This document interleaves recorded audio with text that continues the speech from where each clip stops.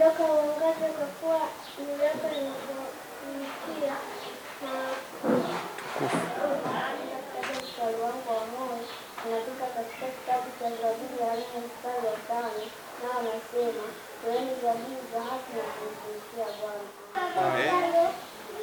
Nataja mstari wangu wa moyo Isaya 9:6, maana kwa ajili ya mtoto amezaliwa, tumepewa mtoto mwanamume, tunaweza mfalme atakuwa begani mwake, naye jina lake ataitwa Mshauri wa Ajabu, Mungu mwenye nguvu, Baba milele, mfalme wa amani.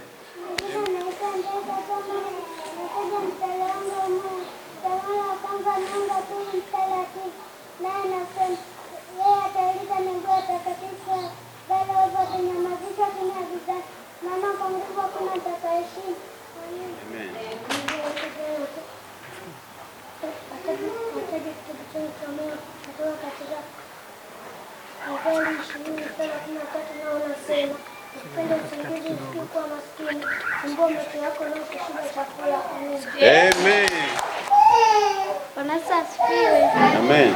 Naitwa Agnes, nataja mstari wangu wa moyo kutoka katika Zaburi 103 mstari wa 3, naye anasema akusamehe maovu yako yote, akuponya magonjwa yako yote. Amen. Majina naitwa Elshadai Yoswad, naenda kutaja mstari wa moyo unatoka katika kitabu cha Waefeso 6 mstari wa 1, nao unasema enyi watoto watiini wazazi wenu katika Bwana, maana hii ndiyo haki.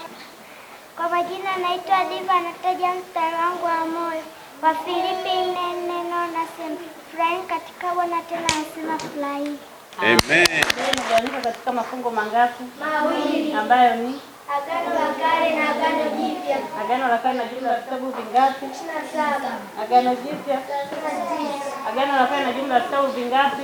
17.